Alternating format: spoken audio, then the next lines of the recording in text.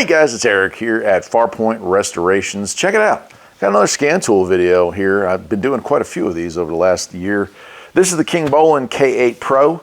I've done a review of the K10 and also of their entry-level scanner, the K7. The K8 Pro, wireless Bluetooth operated scanner here, and looks like it falls right in that sweet spot of where you want as far as tools. So pro level tech, any of those tools are going to be considered pro level. The K10 does have additional programming capabilities, and the K7, you know, having probably a little less. This is going to be the sweet spot again, like I said. Just seeing if there's anything here that is of note, and really not. So what I'm going to do is, here, I'll get it out of the box here. I believe it's going to be in a case. Usually pro level tools like this are. Yeah, a real nice hard plastic blow molded case with that in there. Kingbolen is not as well a known brand, I would say, as some of the other players out there. Kingbolen is actually this, like, the same parent company, I guess you would say, Launch is a part of. So a lot of similarities between them, although the OS is different. But functionality wise and quality of the tool wise, I've found the Launch tools and the Kingbolen to be on the same level. Let me get the camera closer in, we'll open this thing up, check it out, and then we'll take it out to a car today and go through its features and functions live on the spot. All right, so let's go ahead and open it up. And what do we got? Here is our Bluetooth dongle. Looks like it does come with some additional, yeah, so we have, go ahead and get this out. So it does come with some stuff for programming, and the charging wall unit here does come with stuff for different areas. Of course, for a US, it's a pretty simplistic task to swap this over. Click that in, and now we're ready to go with that. All right, what else we got here? Looks like some more programming stuff here. So yeah, we have our data terminal here, so you can do hardwire programming. It does come with an Ethernet cable, USB charging cable, and I'm not sure what this is. Oh, USB to Ethernet cable. So we can plug this into the USB port on the scan tool, and then we have Ethernet if we're going to do a hard programming with this tool. So pretty cool, I'd say. You obviously get the impression that you can do deep level programming. If they're including this kind of equipment, then odds are you can use it to do that kind of work. Okay, main unit here, we'll go ahead and get it out of its wrapper. And here it is. Up on top here, USB-C, USB-A, VCI. So on some models you would have a direct port, but this one's Bluetooth, so you could have a plug in there. Power button here. Nothing on the sides. On the back, it does come with a camera, which is always a nice feature, and a place to put the Bluetooth. Huge magnet, like hard to, like it just wants to lock in there. That's pretty crazy. Cool. And then thankfully, a kickstand. So nice overall. I like it. Really rubberized along the sides. All right, let's get the rest of this stuff out of the way, and we'll take a look at the main unit and see what we got. All right, so we're powering this thing up. Figured I'd take you along for it. Of course, it's going to need some setup, and I'll do that off screen, but I just wanted to show you the splash screen for this thing. It does seem to have about an 8-inch screen. That seems to be the sweet spot for scan tools. And so I'll go through this. It does look to be Android system based underneath here. And we'll go ahead and log us in to the Wi-Fi so we can get that going. All right, so she's just about done with updates here. I figured I'd show you. There were 151 updates for this thing. That's a lot. That's a lot. All right, there we go. So we can refresh it, but I'm pretty sure that'll probably be it. Now I'll get the camera a little closer in on the screen here so you guys see that better. There we go. Cool, so we're all the way upgraded. There is the main screen you're going to be looking at here, and you can see everything pretty much fits just on that. Diagnostics and intelligent diagnostics. We have maintenance resets. Let's get into that first. And you can see every one that you're considering or needing: anti-theft, key matching, air fuel boost ratio, airbag reset, adaptive front lighting, AdBlue, suspension matching, ABS bleeding, battery matching, pad reset, clutch matching, DPF, regen, electric water pump, ECU reset, EGR adaptation. I mean, I'm not going to read them all. I'm just going to go through here. Gateway module coating, injector coating, odometer meter reset, oil reset, rainfall light reset, seat calibration. That's a good one to have these days. Tire size adjustment, and even window calibration. So clearly a full-fledged tool. Coverage list, all the cars and makes and models and everything. It would take a year to go through just that, but pretty much if you can dream of it, it's there. Yep, VinFast is in there. That is, you might want to write that name down because you're about to forget it. They're dying horribly out there. All right, modules. You can actually add modules to this thing. I hope to do a video on the oscilloscope and perhaps the tire pressure monitor sensor for this, but a Bluetooth battery clamp, that's cool for testing batteries, video scope, so a borescope, and even a printer module. So that's cool that they have that kind of stuff. Files, anything you save is going to be down there. Repair info, let's take a look at that one. I think you have to sign up. Yeah, we have fault code library, we have our web browser, feedback if you're having an issue with the tool or something you would like to see added to the tool, you get into there. Coverage list, online manual, the full user's manual, and of course it does have a back-facing camera, so you have that going for you too. And I believe you can also, yeah, we can change picture size here, 8 megapixels, right? And back out of that, and we can also change. Let's see here. I believe we have also. How do I fix that? There's a way to do this, but I'm struggling. Anyway, that's there as well. You can also do video with that. File manager, like I said, feedback and browser. So let's get out of there. And then remote assist. So if you have something and you want somebody on the other side of the world to diagnose, it can be done.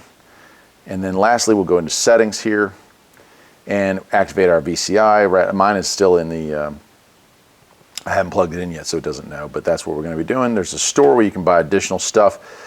Usually, yeah, we can buy a subscription package here. Usually these tools nowadays, they come with all the doodads, and you just have to buy your annual renewal there. So gateway unlock, VCI firmware fix, data stream samples, user information, technician management, so we can add in different users and we can keep track of it that way. We have customer database, right?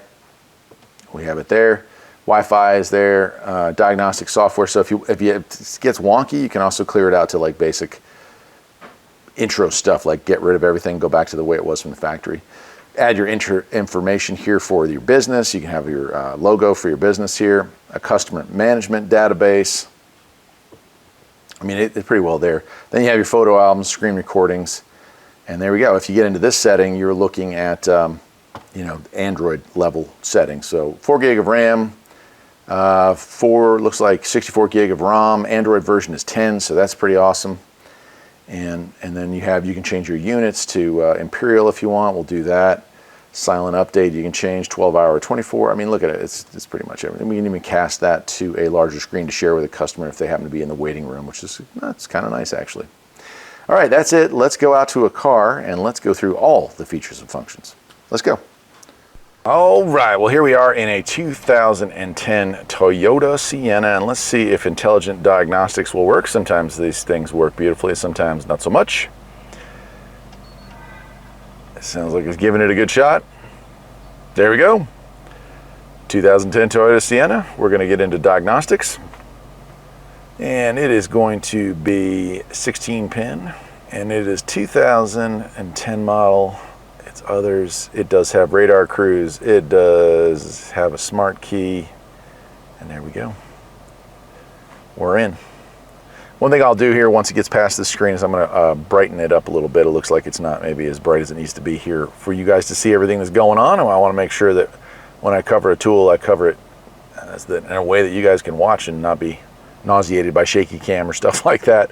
I do try to make videos that you can go back if you buy a tool like this and you're confused how something works. I try to walk you through that stuff. So if you ever come across one of these videos and you have a question on how to use your tool, I can maybe help you. What I can't help you with is when you ask specific vehicle questions. Like, when was the last time I had a 2018 Dodge Hellcat in my shop?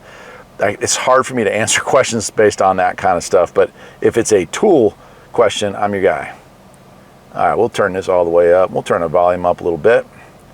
There, now hopefully y'all can see that a little better. Let's do a health report on this. And so it's going to scan all available subsystems, all the different computers that we have going on in this car, and there are quite a few in this one.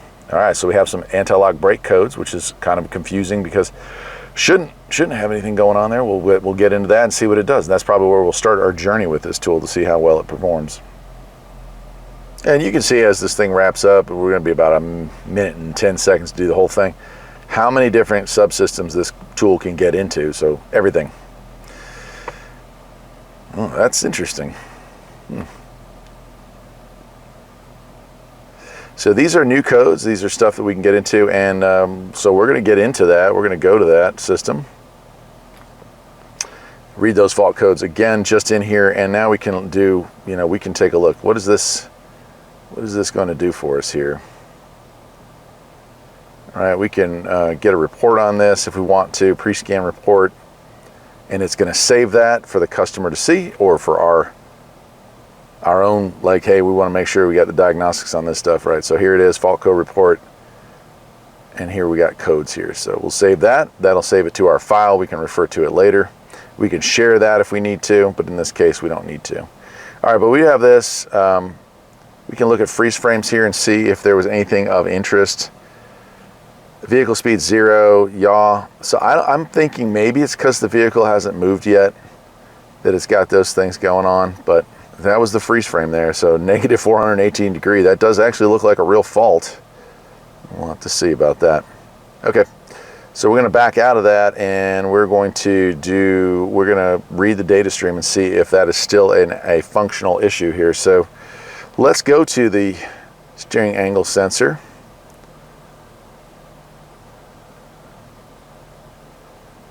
All right, there's our value. And let's go look at those. So, okay, so they are both moving now.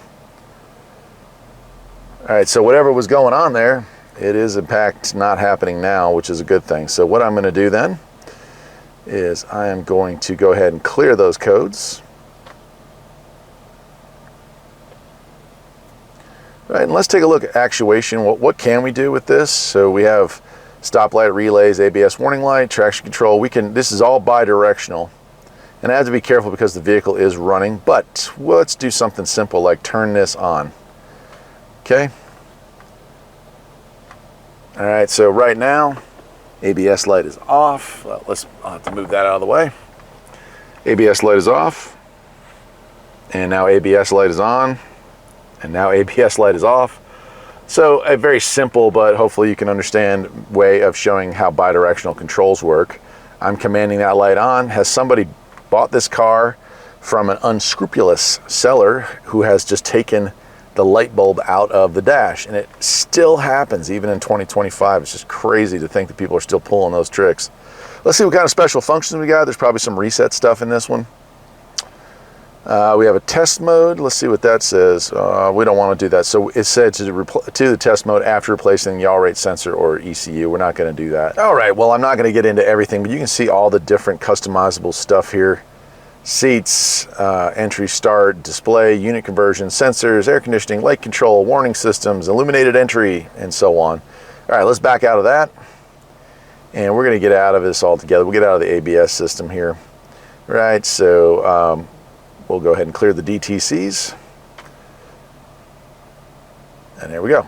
We're all done there. So let's back out of that. But let's get into what kind of service stuff does this have. This might bring up all like a generic list like what I showed you before on the bench, or it may know exactly which ones it can and cannot activate on this car. We'll have to see together because I'm not sure. Some of these models, they throw them all up and it's up to you to know what car has what function. Like if it says it needs to have electric rear brakes pulled back, well then obviously we know that that's not true on this model. So there's things we can check and see. Okay, and so here is what's set up here. We have oil light reset, tire pressure sensor reset, seat calibration, and electric throttle sensor reset. In this case, that's what this car offers as far as special functions. All right, let's get into system selection. And we'll get into the powertrain, and we'll look at the ECM here just so you can show some live data and stuff, and that'll wrap it up. So we already know we don't have any fault codes or whatnot, but obviously that's there. Actuation test, injector volume. We can control the injection volume for air fuel sensor. I mean, there's quite a bit here. Transmission and engine stuff here. Starter relay activation, so we can bypass the key and do a starter relay to see if we want that starter to kick on. We can actually do VVT tests, shift solenoids. I mean, that's quite a pretty nice setup there. So a lot of diagnostics can be done right from the customer's driver's seat, man. It's so nice. All right, so live data. Let's take a look at calculated load. I'm trying to come up with ones that'll be able to be messed around with here.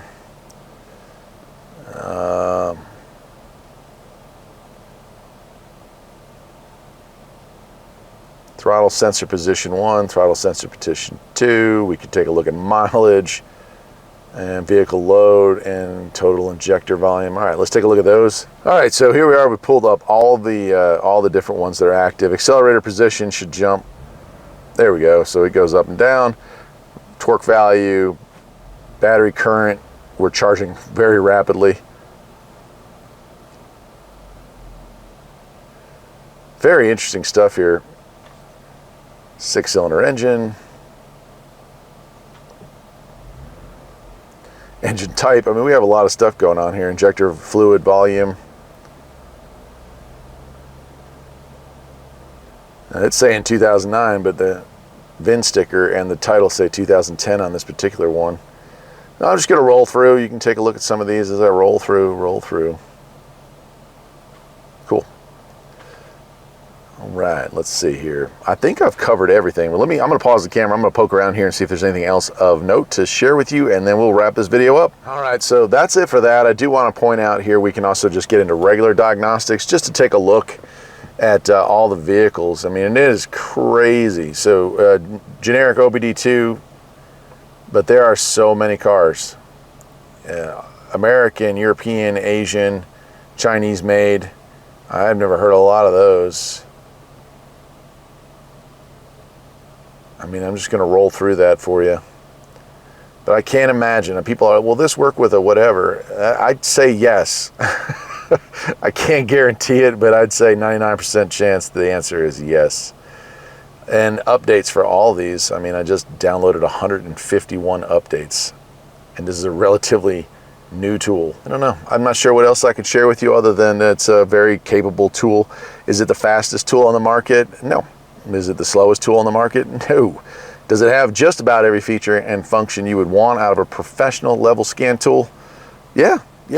It certainly is a contender. It's a little less expensive than the equivalent Launch or Autel product, so it's something to look at there. As software upgrades are about the same. It's in the mix with Launch and Autel as far as how much an annual subscription costs for it, but it does come with a free subscription out of the gate, so you don't have to worry about that for a while. I'll leave a link to where you can get one, and I'll see you next time. Take care.